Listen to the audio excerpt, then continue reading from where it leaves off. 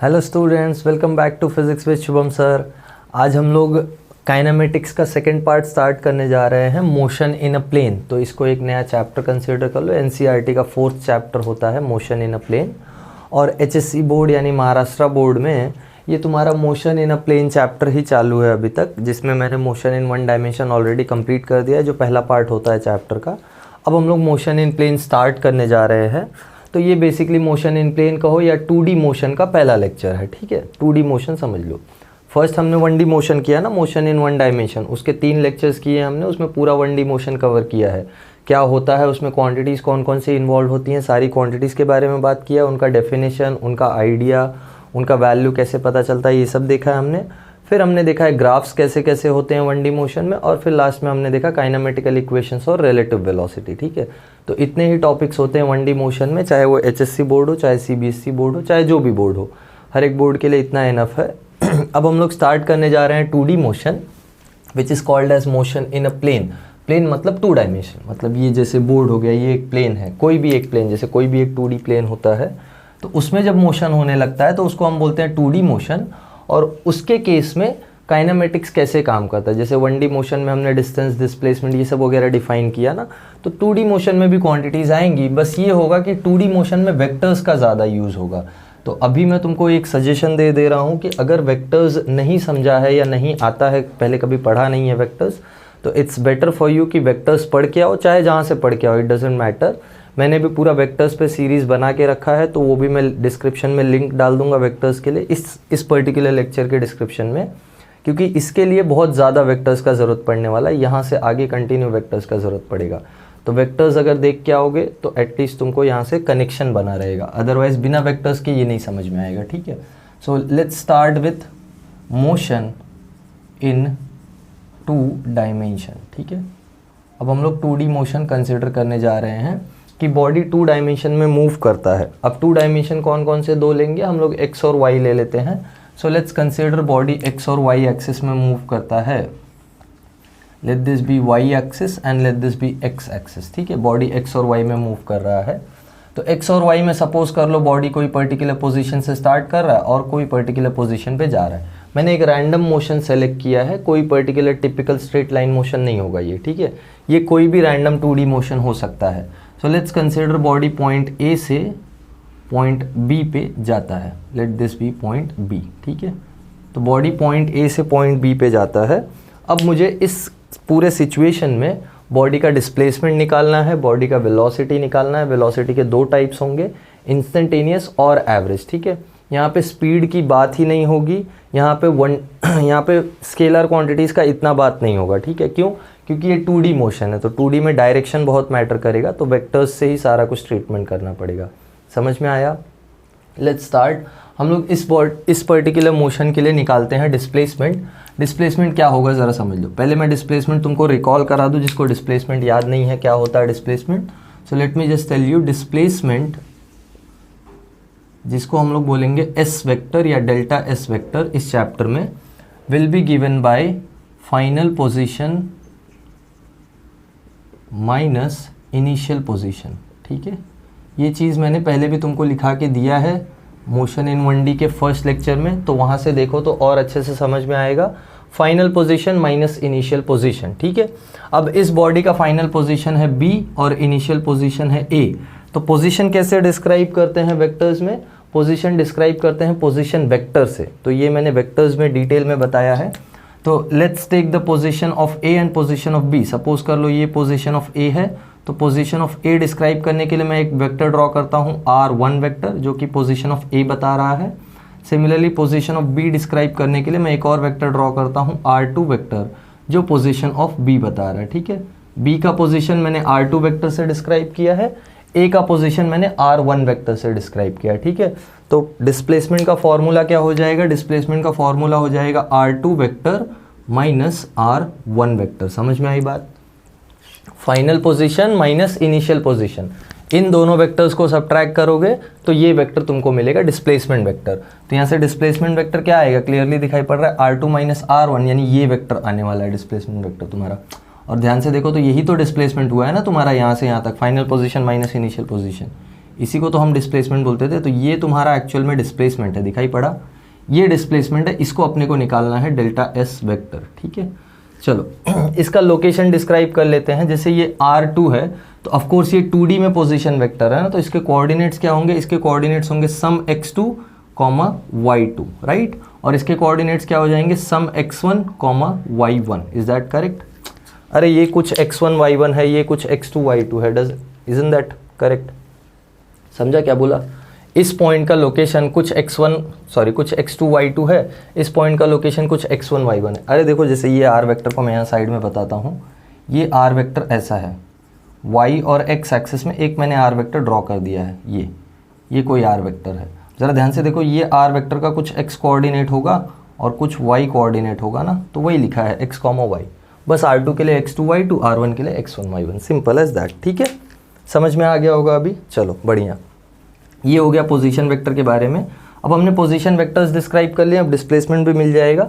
तो finally displacement क्या हो जाएगा, therefore delta S vector will be equal to R2 vector. कैसे आएगा देखो, R2 वेक्टर जो होगा वो इसका वैल्यू x में x2 है और y में y2 है। समझा क्या बोला? वैल्यू x में x2 है और y में y2 है। फिर से तुमको मैं पोजीशन वेक्टर रिकॉल कराता हूँ अच्छे से। चलो परेशान मत हो, थोड़ा एक्सटेंड होगा बट तुमको समझ में आएगा, ठीक है। तो हैरान मत होना कि बहुत बड़ा वीडियो हो गया, ऐसा कुछ नहीं है। वीडियो को लास्ट तक देखो, सारे टॉपिक्स डिटेल में कवर हो रहे हैं यहाँ पे।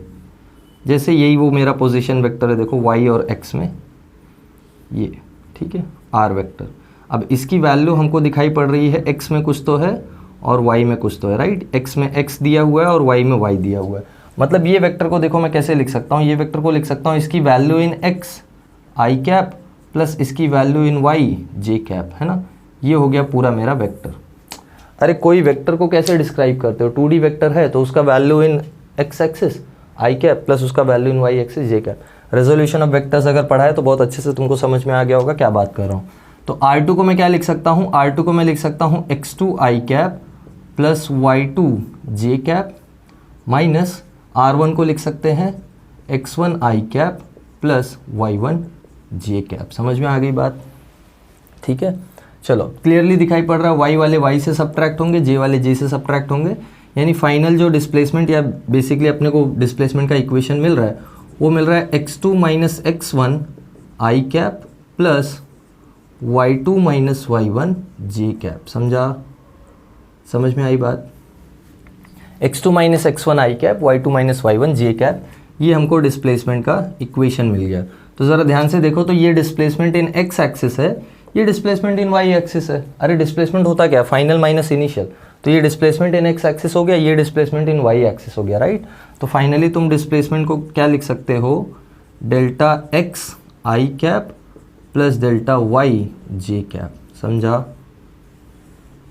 ये तुम्हारा डिस्प्लेसमेंट का एक्सप्रेशन आ गया।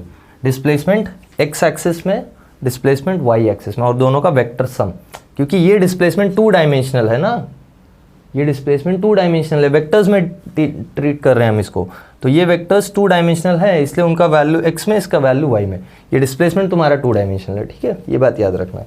देखो मैं ये क्यों करा रहा हूँ, ऐसा नहीं कि मैं ये स्किप कर दूँ, स्किप करके फिर तुमको अच्छी मतलब जो एकदम ईजी टू अंडरस्टैंड चीज़ें वो यहाँ पे बता दूँ और फिर तुमको लगेगा कि हाँ लेक्चर अच्छा है। It's not like that. तुम टेक्स्ट बुक खोलोगे तो तुमको ये सब भरा पड़ा मिलेगा, चाहे CBSE का टेक्स्ट बुक खोलो, चाहे HSC का टेक्स्ट बुक खोलो, चाहे कोई भी बोर्ड का टेक्स्ट बुक खोलोगे, चाहे नोट्स भी पढ़ोगे, ये सब भरा पड़ा मिलेगा। तो तुमको वहाँ पे ये समझ में नहीं आएगा, इसलिए मैं यहाँ पे तुमको डिटेल में बता दे रहा हूँ कि क्या हो रहा है। टेक्स्ट बुक खोलो तो हैरान मत हो जाओ कि सर ने ये सब तो बताया नहीं, तो इसलिए ये सब भी हम लोग कर रहे हैं। यूजुअली कोई वीडियो लेक्चर्स में ये सब बताएगा ही नहीं तुमको, मतलब छोड़ देते हैं, they just leave the part because video gets extended ना, वीडियो एक्सटेंड हो जाएगा, प्लस हो सकता है समझ में ना आए, कन्वे ना हो मैसेज, ये सब चीज़ें। तो ये सब चीज़ों के डर से we can't leave the topic. Fine, अपना डिस्प्लेसमेंट आ गया है और डिस्प्लेसमेंट की वैल्यू अपने को मिल गई है, कुछ x में है कुछ y में है, right, because our displacement is in 2 dimension, correct. अब हम लोग बात करते हैं वेलोसिटी की। तो ये तो फर्स्ट क्वांटिटी हो गया, दूसरा क्वांटिटी क्या है, वेलोसिटी, ठीक है। अब हम लोग वेलोसिटी की बात करेंगे। वेलोसिटी क्या होता है, 2 टाइप की वेलोसिटीज़ होंगी, एवरेज और इंस्टेंटेनियस, ये हमने पहले ही बता दिया था। तो हम लोग एवरेज वेलोसिटी की बात करने जा रहे हैं, एवरेज वेलोसिटी, ठीक है। एवरेज वेलोसिटी क्या होगा, एवरेज वेलोसिटी हो जाएगा total displacement upon total time, right, यानी delta S upon delta T, is that correct? ये डेल्टा एस सपोज कर लो डेल्टा टी टाइम में हुआ, मतलब यहाँ से यहाँ जाने में टाइम टी लगा या डेल्टा टी लगा, कंसिडर कर लेते हैं, ठीक है। चलो ठीक है, कंसिडर कर लिया डेल्टा टी। अब यही सब्स्टिट्यूशन करना बाकी रह गया। सो वी एवरेज और average velocity is equal to, ध्यान देना क्या मिला है, delta S by delta T. मैं डेल्टा एस की वैल्यूज डाल दूं तो क्या हो जाएगा, ये हो जाएगा delta X by delta T I cap plus delta Y by delta T J cap. ये किसको किसको समझा? हाथ उठाओ, कमेंट्स में हाथ उठाओ। देखो क्या किया है, डेल्टा एस की जगह ये दोनों डाला पूरा ऊपर न्यूमरेटर में, और ये डेल्टा टी कॉमन डिनोमिनेटर होगा तो दोनों को चला गया, सिंपल एज दैट, ठीक है, फाइन। अब जरा ध्यान से देखो, ये क्या है, चेंज इन पोजीशन या basically displacement in X upon time, ये displacement in Y upon time, मतलब ये average velocity in X axis है, ये average velocity in Y axis है, समझा? सो तुम्हारा जो एवरेज वेलोसिटी का वेक्टर मिल रहा है वी एवरेज, वो भी तुमको वी एवरेज इन x मिल रहा है plus V average in y मिल रहा है, समझ में आया? वेक्टर फॉर्म डाल दो या वेक्टर हटा के, मतलब ये वेक्टर साइन हटा के यहाँ आई कैप जे कैप डाल दो, कोई प्रॉब्लम नहीं, it doesn't matter, one and the same thing. समझ में आई ये बात क्या बोल रहा हूँ? तो वेलोसिटी भी टू डायमेंशनल है, कुछ वैल्यू वेलोसिटी की x में है, कुछ वैल्यू वेलोसिटी की y में है, समझा? कुछ वैल्यू वेलोसिटी की x में है और कुछ वैल्यू वेलोसिटी की y में है। और ध्यान रखना एवरेज वेलोसिटी, यहाँ मैं बता दे रहा हूँ, ये अलग से मैं चीज़ लिख रहा हूँ, average velocity is always directed towards displacement, ठीक है? जहाँ डिस्प्लेसमेंट का डायरेक्शन होता है वहीं वेलोसिटी का डायरेक्शन होता है, या तुमको अगर और सिंपल वे में बताऊँ तो जहाँ वेलोसिटी होती है वहीं डिस्प्लेसमेंट होता है। अब सोचो कोई फुटबॉल, इमेजिन करो, एक सिंपल सा एग्जांपल दे रहा हूँ, कोई फुटबॉल, इसका वेलोसिटी इधर है, ठीक है, ये वेलोसिटी का डायरेक्शन है, तुम सोच सकते हो क्या ये फुटबॉल इधर जाएगा? पॉसिबल है क्या? अरे इसका वेलोसिटी इधर है तो फुटबॉल भी इधर ही जाएगा ना, तो डिस्प्लेसमेंट भी इधर ही होगा, समझा क्या बोला? जहाँ वेलोसिटी वहाँ डिस्प्लेसमेंट, और ये वेलोसिटी हमेशा एवरेज वेलोसिटी होती है, तो एवरेज वेलोसिटी का डायरेक्शन हमेशा डिस्प्लेसमेंट के डायरेक्शन में होता है, ये बात याद रख लेना, ठीक है? एवरेज वेलोसिटी का डायरेक्शन हमेशा डिस्प्लेसमेंट के डायरेक्शन में होता है, तो यहाँ डेल्टा एस का डायरेक्शन ऐसा है तो बी एवरेज का भी डायरेक्शन ऐसा ही है, समझा ये बात? बी एवरेज का भी डायरेक्शन क्या है, ऐसा ही है, ये समझ में आया? ठीक है, चलो इतना नोट डाउन कर लिया है, फाइन। अब हम लोग बात करेंगे इंस्टेंटेनियस वेलोसिटी के बारे में। डिस्प्लेसमेंट समझा ना, एक्स में डिस्प्लेसमेंट अलग से, वाई में डिस्प्लेसमेंट अलग से, क्योंकि 2D डिस्प्लेसमेंट है, यहाँ x में वेलोसिटी अलग से, y में वेलोसिटी अलग से, क्योंकि 2D वेलोसिटी है, ठीक है? चलो हम मोशन का 2D ट्रीटमेंट कर रहे हैं, इसीलिए दो पार्ट्स में हम लोग डिवाइड कर रहे हैं मोशन को, और ज़रूरी भी है डिवाइड करना, बिना डिवाइड किए फिर होगा नहीं। कैसे ट्रीट करोगे मोशन को? चलो अब हम लोग बात करेंगे इंस्टेंटेनियस वेलोसिटी का, कि वेलोसिटी इंस्टेंटेनियसली कैसी दिखाई पड़ती है, मतलब किसी एक पर्टिकुलर इंस्टेंट पे अगर वेलोसिटी का एक्सप्रेशन लिखना चाहें हम लोग तो वो कैसी होगी? ऑफ कोर्स वो भी टू डायमेंशनल होगी, क्योंकि यहाँ मोशन ही टू डायमेंशनल है, राइट? तुम इमेजिन करो कि कोई बॉडी 2D में मूव कर रहा है और उसका वेलोसिटी 1D है, पॉसिबल नहीं है ना, उसका वेलोसिटी भी तो 2D होगा, चाहे किसी इंस्टेंट पे ले लो चाहे एवरेज ले लो, तो वो भी 2D ही होने वाला है। So will talk about instantaneous velocity, let's see B part, instantaneous velocity, ठीक है? इंस्टेंटेनियस वेलोसिटी का डेफिनेशन ऑलरेडी दिया हुआ है, नहीं याद है तो मैं यहाँ लिख देता हूँ, it is the limiting value of average velocity. कहाँ दिया हुआ है डेफिनेशन? ये डेफिनेशन दिया हुआ है मोशन इन वन डायमेंशन के पहले ही लेक्चर में, तो वो लेक्चर अच्छे से देख के आओ। It is limiting value of average velocity. So finally हम लोग इंस्टेंटेनियस वेलोसिटी का इक्वेशन लिखते हैं, therefore v instantaneous will be equal to, ध्यान दो, limiting value of limit delta T tends to zero. क्यों delta T tends to zero कर रहे हैं हम लोग? क्योंकि इंस्टेंट पे जाना है ना, तो टाइम इंटरवल होना ही नहीं चाहिए, मतलब टाइम इंटरवल बहुत ही छोटा होना चाहिए, यही तो अप्रोच है ना। ये कैलकुलस में मैंने बहुत अच्छे से समझाया है, तुम डेरिवेटिव और इंटीग्रेशन जो फिजिक्स में चाहिए उसके ऊपर भी मैंने एक पूरा वीडियो बना दिया है, तो वो देख लो। ऐसा नहीं कि मैं वीडियो का एडवर्टाइजमेंट कर रहा हूँ, तुम कहीं से भी देख लो, तुमको अगर डेरिवेटिव इंटीग्रेशन आता है तो तुमको ये समझ जाएगा चीज़, that's what I am saying, ठीक है।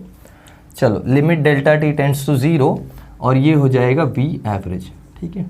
हमको मालूम है वी एवरेज के खुद के दो पार्ट्स हैं, एक एक्स एक्सिस में और एक वाई एक्सिस में, right. Average velocity x axis में भी है और वाई एक्सिस में भी है, तो मैं वो सब्स्टिट्यूट करता हूँ, तो ये हो जाएगा limit delta T tends to 0, V average की जगह मैं रखूँगा delta X by delta T I cap, है ना, याद आ रहा है, अभी जस्ट लिखा था मिटाने के पहले वही था, plus delta Y by delta T J cap, right. अब इन दोनों में लिमिट अप्लाई होगा, समझा। लिमिट अप्लाई कैसे होता है ये सब के बारे में परेशान नहीं होते हैं अभी, जस्ट याद रखो जब भी लिमिट अप्लाई होता है तो ये डेरिवेटिव में कन्वर्ट हो जाएगा, दैट्स ऑल। डेरिवेटिव में कन्वर्ट होगा तो ये हो जाएगा D X by D T I cap plus D Y by D T J cap, ये आ गया वी इंस्टेंटेनियस का एक्सप्रेशन। तो ज़रा ध्यान से देखो, ये है instantaneous velocity in X axis, ये है instantaneous velocity in Y axis, simple as that. अब ये चीज़ कैसे हुई है ये तुमको नहीं समझ रहा है तो पिछले वीडियोस में बताया है, बट यहाँ मैं तुमको एक स्टेटमेंट दे रहा हूँ जिससे तुमको ये चीज़ परेशान नहीं करेगी। स्टेटमेंट ये ले लो कि टाइम डेरिवेटिव, ध्यान दो, टाइम डेरिवेटिव ऑफ पोजीशन यानी डिस्प्लेसमेंट इज इंस्टेंटेनियस वेलोसिटी, ठीक है, ये याद रखना। मतलब अगर पोजीशन को टाइम के साथ डेरिवेट कर दिया तो इंस्टेंटेनियस वेलोसिटी मिल जाती है, बस ये याद रख लो। तो देखो ना, x का पोजीशन को टाइम के साथ डेरिवेट किया तो instantaneous velocity in X axis मिल गया है, y का पोजीशन को टाइम के साथ डेरिवेट किया है तो y का वेलोसिटी इंस्टेंटेनियसली मिल गया, या इंस्टेंटेनियस वेलोसिटी इन y मिल गया। So finally therefore v instantaneous is also having some part in x axis and some part in y axis. Is that clear? चाहे v instantaneous i cap, v instantaneous j cap ऐसे डालो, या v instantaneous vector x में, v instantaneous vector y में, दोनों का meaning एक ही है, ठीक है। तो ये हो गई value of instantaneous velocity in x axis, ये हो गई value of instantaneous velocity in y axis, ठीक है। अब तक समझ में आ रहा है क्या चल रहा है। बस ध्यान रखो हम लोग सेम कॉन्सेप्ट्स बार बार यूज़ कर रहे हैं, बाकी और कुछ नहीं, कोई नया कॉन्सेप्ट नहीं आया है, सेम कॉन्सेप्ट्स बार बार यूज़ कर रहे हैं, बस 2D में हो गए हैं सारे कॉन्सेप्ट्स। डिस्प्लेसमेंट हमने लिया तो x और y दोनों में आ गया डिस्प्लेसमेंट, वेलोसिटी हमने लिया तो x और y दोनों में आ गई वेलोसिटी, चाहे वो एवरेज हो चाहे इंस्टेंटेनियस, बस इतना ही फ़र्क है 1D और 2D मोशन में, ठीक है। चलो अब ये जो वेलोसिटी हमको मिल गई है एवरेज और इंस्टेंटेनियस, इसका वैल्यू क्या है, इसका डायरेक्शन क्या है, ये हमको निकालना हो तो एवरेज का डायरेक्शन मैंने तुमको बताया, it is always directed towards the direction of displacement, where as instantaneous velocity, इसके लिए भी मैं स्टेटमेंट दे देता हूं, इंस्टेंटेनियस वेलोसिटी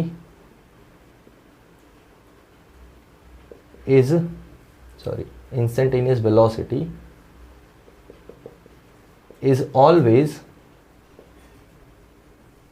डायरेक्टेड टेंजेंशियल, ध्यान से सुन लो ये word, tangential to the path of the motion. इसका मतलब क्या है, ये टेंजेंशियल क्यों बोला है, क्योंकि वहाँ डिफरेंशिएशन में एक चीज़ और समझ लो कि जो डेरिवेटिव हम निकाल रहे होते हैं ना, derivative is nothing but slope of the tangent. Actually derivative हमेशा टेंजेंट का स्लोप बताता है, किसी भी कर्व का हम डेरिवेटिव निकालते हैं, ये थोड़ा मैथमेटिकल लैंग्वेज हो जाएगा, आई अंडरस्टैंड, बट परेशान मत हो, बस एक स्टेटमेंट याद रख लो, डेरिवेटिव टेंजेंट का स्लोप बताता है, मतलब एक्चुअल में डेरिवेटिव टेंजेंट के बारे में बात कर रहा होता है। तो हम लोग इस फंक्शन का या इस वाले फंक्शन का, ये जो अपना कर्व है इसका डेरिवेटिव निकाल रहे हैं ना किसी भी पॉइंट पे, इंस्टेंटेनियस वेलोसिटी के लिए क्या कर रहे हैं, डेरिवेटिव निकाल रहे हैं, और डेरिवेटिव बताता है टेंजेंशियल डायरेक्शन, या बेसिकली टेंजेंट के बारे में बात करता है। तो कहीं पे भी वी इंस्टेंटेनियस का डायरेक्शन अगर तुमको डिस्क्राइब करना है, जैसे यहाँ मैं लेता हूँ एग्जाम्पल, वहाँ तो वो हो जाएगा, मिक्सअप हो जाएगा, इसलिए मैं यहाँ साइड में बना रहा हूँ। ये कोई y और x में मोशन है, जैसे फॉर एग्जांपल ऐसा मोशन हुआ, बॉडी यहाँ से यहाँ आता है, ठीक है। तो ये केस में सपोज मुझे इस पॉइंट पे वेलोसिटी देखनी है, तो ये इंस्टेंटेनियस वेलोसिटी होगी और इसका डायरेक्शन ऐसा होगा, ध्यान दो, दिस इज वी इंस्टेंटेनियस, ठीक है। यहाँ कोई तुमको वेलोसिटी का डायरेक्शन पूछे तो इट इज अगेन टेंजेंशियल, ये आया वी इंस्टेंटेनियस। हाँ ये याद रखना, इसके दो कंपोनेंट्स आएंगे। अब वेक्टर्स थोड़ा ध्यान से समझना पड़ेगा। इसके दो कंपोनेंट्स आएंगे, एक कंपोनेंट x में आ जाएगा और एक कंपोनेंट y में आ जाएगा। तो यही तुमने लिखा है, ये इंस्टेंटेनियस इन x, ये इंस्टेंटेनियस इन y, और इन दोनों का पैरेललोग्राम लॉ से रिजल्टेंट इंस्टेंटेनियस। अब समझा होगा, वेक्टर्स अगर मालूम है तो अब तुमको समझा होगा कि ये x और y का पैरेललोग्राम लॉ होकर रिजल्टेंट मिल रहा है, पैरेललोग्राम लॉ एडिशन। समझा? ठीक है, बढ़िया। तो this is how instantaneous velocity looks like and average velocity is always in the direction of displacement. Displacement अगर 2D है मतलब ऐसा है displacement, तो average velocity भी ऐसी है, और इसके अगेन दो कंपोनेंट्स है, एक x और एक y में, ठीक है। तो इन दोनों का भी पैरेललोग्राम लॉ होके एडिशन, ये भी एवरेज मिल रहा है तुमको, ठीक है। फाइन, चलो बढ़िया। आई होप ये समझ में आया क्या बोल रहा हूँ मैं। इंस्टेंटेनियस वेलोसिटी का डायरेक्शन किधर है, टेंजेंशियल है, ठीक है। अब ये टेंजेंशियल है तो कितने एंगल पे ये कैसे पता चलेगा? जैसे हमको अगर ये वाला एंगल निकालना है कि ये एक्स एक्सिस से कितने एंगल पे, ये वाला एंगल एवरेज एक्स एक्सिस से कितने एंगल पे, तो कैसे मिलेगा? और इसकी वैल्यू कितनी है, ये तो हमने वेक्टर फॉर्म में निकाल लिया ना, वेक्टर फॉर्म में निकाल लिया। इसका मैग्नीट्यूड कितना है वो निकालना है अपने को। तो हम लोग अब बात करेंगे मैग्नीट्यूड ऑफ वेलोसिटी पे, ठीक है। Magnitude of average velocity and instantaneous velocity दोनों देखते हैं। ये नोट डाउन नहीं किया है तो मैं साइड हो गया हूँ, पॉज करके नोट डाउन कर लो, पॉज हो के नहीं, पॉज करके, ठीक है। चलो अब हम लोग बात कर लेते हैं मैग्नीट्यूड के बारे में। देखो एकदम क्लियर कट बता रहा हूँ जो भी बता रहा हूँ, तो परेशान मत होना। कुछ मिक्सअप अगर लगे ज़रा भी तो मुझे कमेंट्स में बताओ, मैं उसको भी सिंप्लीफाई करूँगा। बट यहाँ एकदम ही क्लियर रख रहा हूँ, मैं जो भी बातें कर रहा हूँ एकदम क्लियरली क्या किससे रिलेटेड है वो मैं तुमको बता रहा हूँ। अगर कंफ्यूज हो रहे हो अभी के लिए तो थोड़ा लेक्चर को देखो अच्छे से एक आध बार और, तब तुमको समझ में आएगा क्या मैं बात कर रहा हूँ। Okay, let's talk about the magnitude of this velocity and this velocity, और इसका मैग्नीट्यूड का बात कर लेते हैं। जैसे सपोज मुझे मैग्नीट्यूड ऑफ वी एवरेज निकालना है, ठीक है।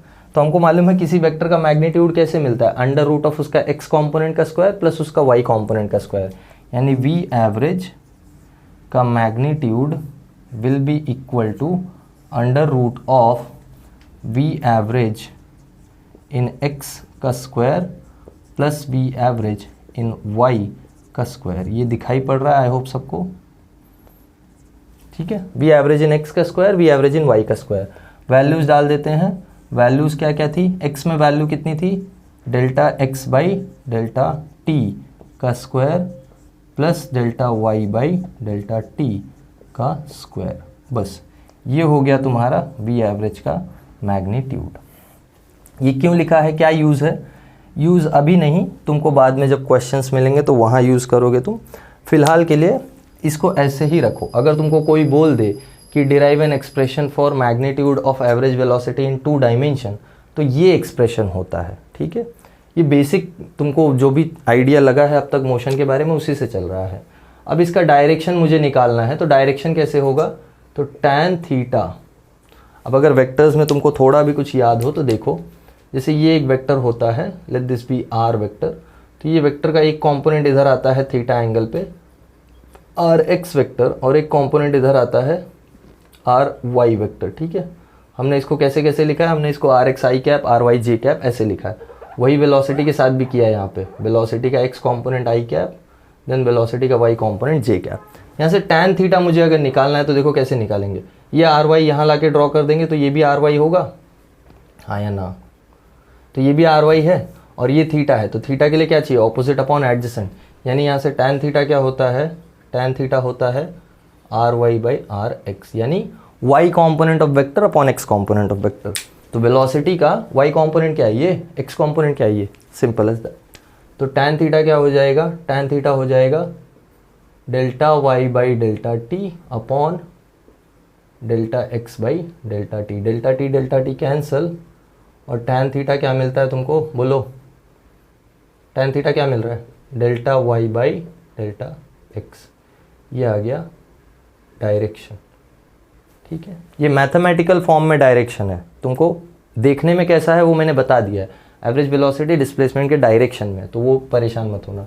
इंस्टेंटेनियस वेलोसिटी का देखते हैं यहीं पे मैं ये भी डाल देता हूँ v इंस्टेंटेनियस।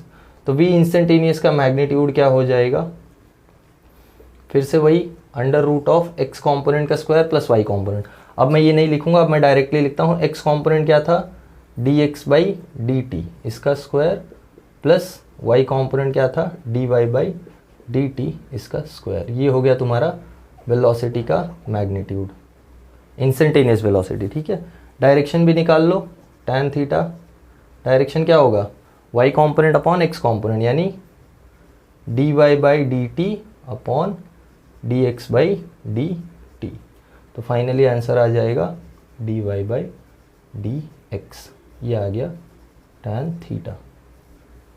तुमको ये बुक्स में लिख के दे दिया होगा, एक्सप्लेनेशन नहीं होगा, इसीलिए मैं यहाँ तुमको एक्सप्लेन करके बता रहा हूँ। ये स्टेट बोर्ड के बुक में भी भर भर के है, महाराष्ट्र स्टेट बोर्ड के, और CBSE के बुक में भी है, इसीलिए यहाँ मैं डिटेल में तुमको एक्सप्लेन कर रहा हूँ ताकि तुम बुक पढ़ो तो परेशान ना रहो। ठीक है, चलो बढ़िया, समझ में आ गया? ओके गुड, आई होप समझ में आ रहा है।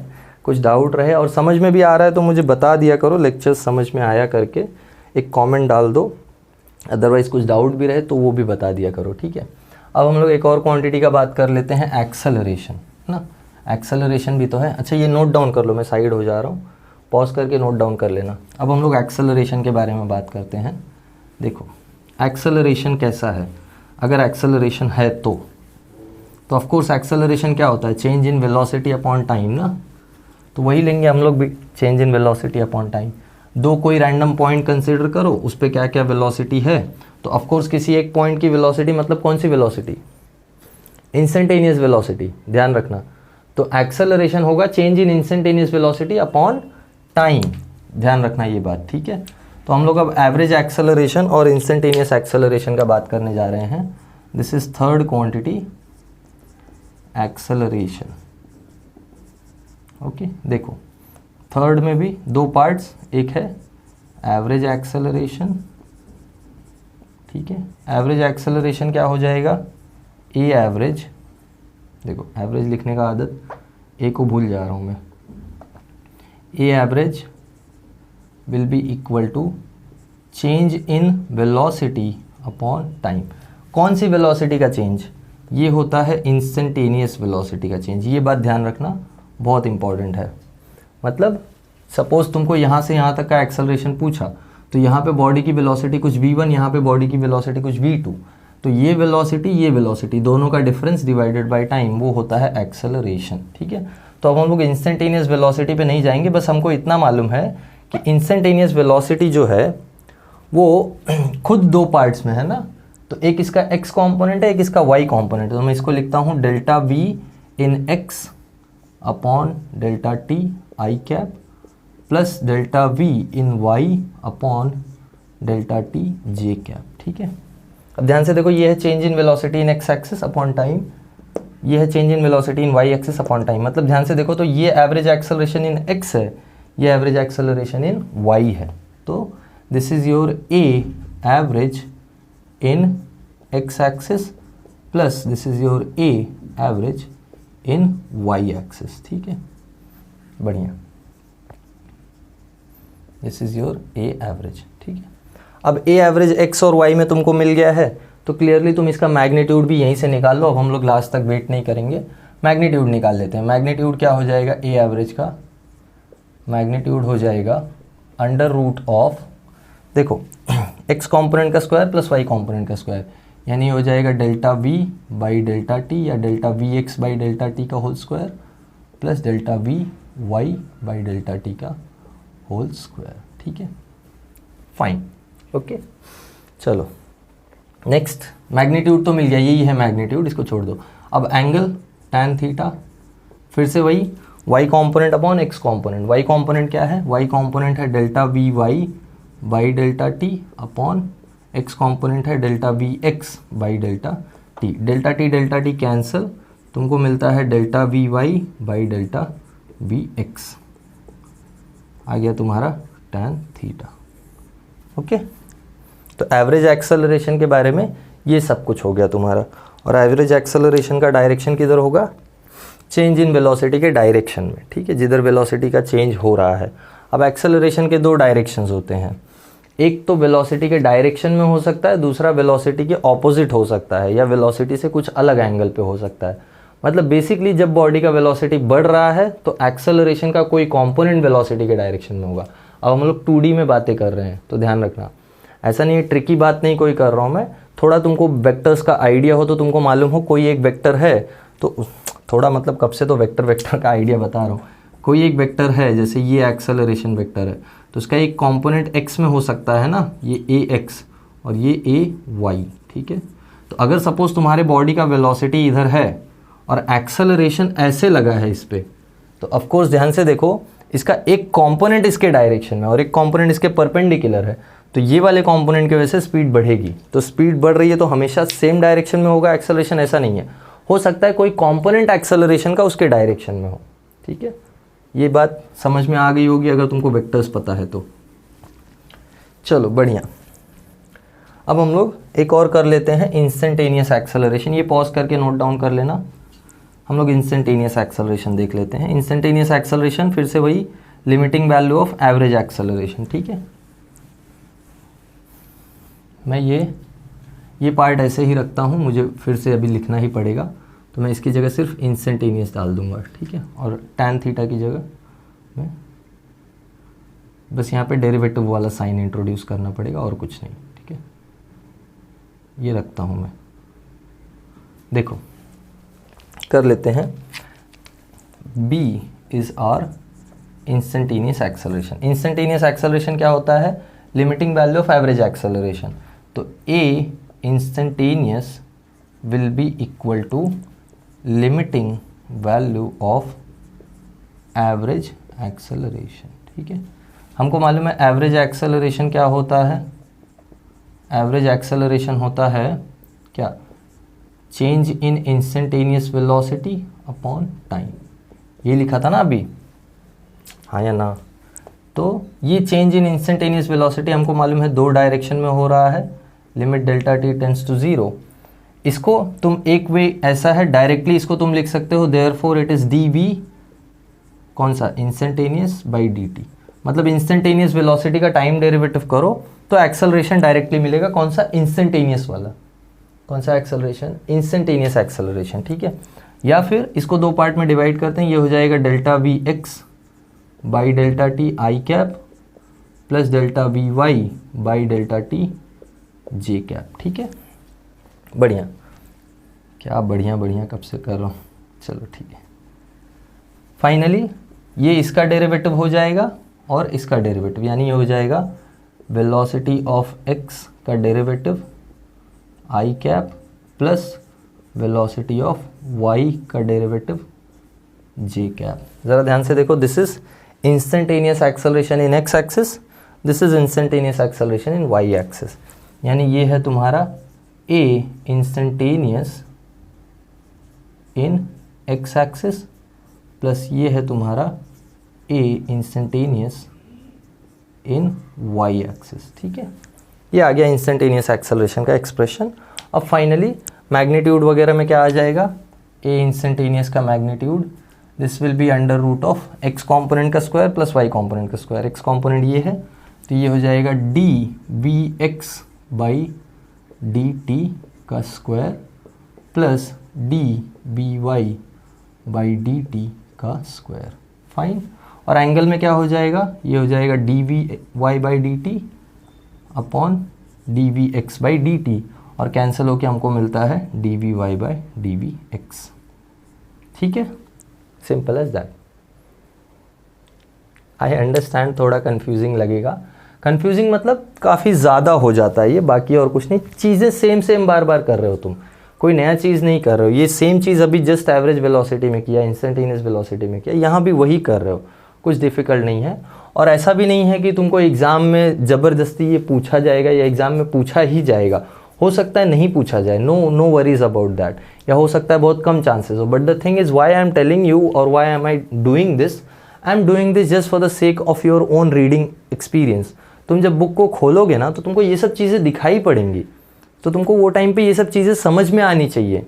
ऐसा नहीं कि तुम ये पार्ट छोड़ दो, गायब कर दो और फिर आगे का पढ़ लो, ऐसा नहीं होता है ना, फिर एक होल रह जाएगा तुम्हारे नॉलेज में, तो वो नहीं होना चाहिए। तुम कभी भी मोशन को फिर ठीक से समझ नहीं पाओगे, आगे कुछ कुछ चीज़ें ऐसी हो जाएंगी जो बोल दिया जाएगा और फिर तुम उसको ज़बरदस्ती एक्सेप्ट करने पे मजबूर हो जाओगे कि हाँ ये ऐसा ही होता है, क्यों? क्योंकि तुमने ये सब चीज़ें छोड़ दी होंगी। तो वो मत करो। बस हम लोग यहाँ से फाइनल कंक्लूजन्स ले लेते हैं और एक लास्ट कंक्लूजन होगा काइनेमेटिकल इक्वेशन इन 2D का, ठीक है?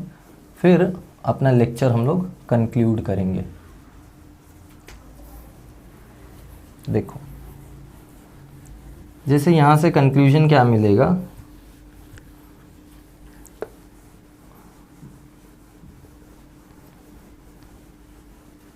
एक तो कंक्लूजन ये हमने लिख दिया है, time derivative of position is instantaneous velocity, ये फर्स्ट कंक्लूजन। दूसरा कंक्लूजन यहाँ मैं लिखता हूँ, टाइम डेरिवेटिव, ध्यान दो, ऑफ इंस्टेंटेनियस वेलोसिटी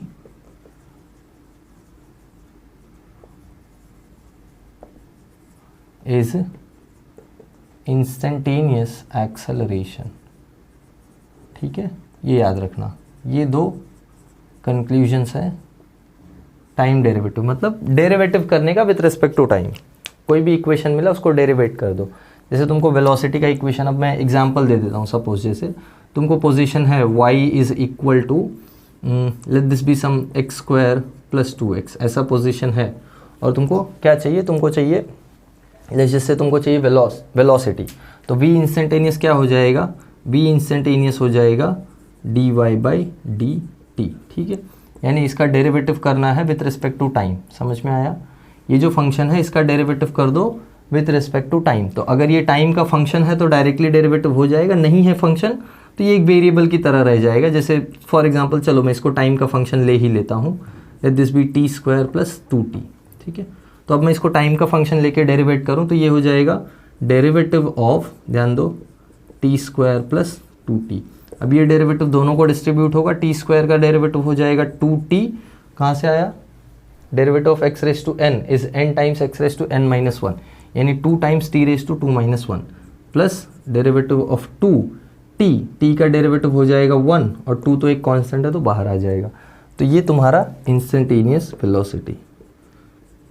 अब इंस्टेंटेनियस वेलोसिटी मिल गया तो एक्सेलरेशन चाहिए इंस्टेंटेनियस, तो क्या करो, इसको ही डेरिवेट कर दो। तो डेरिवेटिव ऑफ 2t प्लस 2, यानी 2t का डेरिवेटिव वापस से 2 और 2 का derivative 0, derivative of a constant is 0, तो एक्सेलरेशन देखो फाइनली 2 आ गया, ठीक है? So this is how you can find acceleration, velocity, कुछ भी, मतलब जैसा भी अगर तुमको इक्वेशन दिया है तो तुम फाइंड आउट कर सकते हो। ओके, चलो आई होप ये सब ने लिख लिया था, नहीं लिखा है तो पॉज करके लिख लो, परेशान क्या हो रहे हो। Okay, now one last thing is the 2D part that we have got, दो पार्ट जो अपने को 2 डायमेंशन में मिले हैं उनका क्या मीनिंग है। जैसे देखो, जैसे मुझे डिस्प्लेसमेंट मिला है डेल्टा s, ये मिला है delta x i cap plus delta y j cap, ये मिला है ना।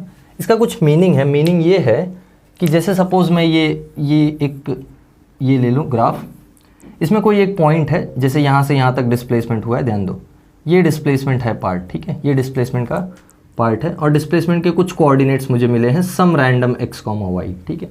ये वही change in displacement in change in position in x axis, change in position in y axis, सब चेंज होके मेरा फाइनल डिस्प्लेसमेंट कुछ x, y में है। अब मुझे इसके बारे में थोड़ा बात करना है। देखो, वो ये है कि अगर मैं इसका सपोज y कोऑर्डिनेट चेंज करता हूँ, मतलब जैसे मैं y में इसको चेंज करता हूँ, जैसे इसको मैं y में उठा के यहाँ ले जाके रख दूँ, तो ज़रा ध्यान देखो, इसका x, ध्यान से देखो, इसका x कोऑर्डिनेट चेंज नहीं हुआ है, ये अभी भी x है, बट ये कुछ रैंडम y हो गया है, y डैश। ये बात समझ में आई क्या बोला? मतलब मैं इसका y कोऑर्डिनेट चेंज कर रहा हूँ तो x कोऑर्डिनेट चेंज नहीं हो रहा है, that's what I am saying. Similarly अगर मैं इसका x कोऑर्डिनेट चेंज करूँ, मतलब मैं इसको उठा के यहाँ ले जाऊँ तो इसको मैं x डैश बनाऊँ, तो ज़रा ध्यान से देखो y वैल्यू अभी भी वही है, तो ये x डैश कॉमा y हो गया।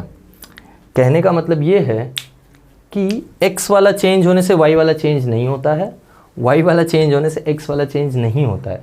ये सेम तुम्हारे डिस्प्लेसमेंट, वेलोसिटी, एक्सेलरेशन या इनफैक्ट किसी भी 2D क्वांटिटी में ये एप्लीकेबल है या 3D क्वांटिटी में भी एप्लीकेबल है। मतलब एक कंपोनेंट जब तुम चेंज करते हो तो उसके बाकी के कंपोनेंट्स अनचेंज रहते हैं। Very very very important.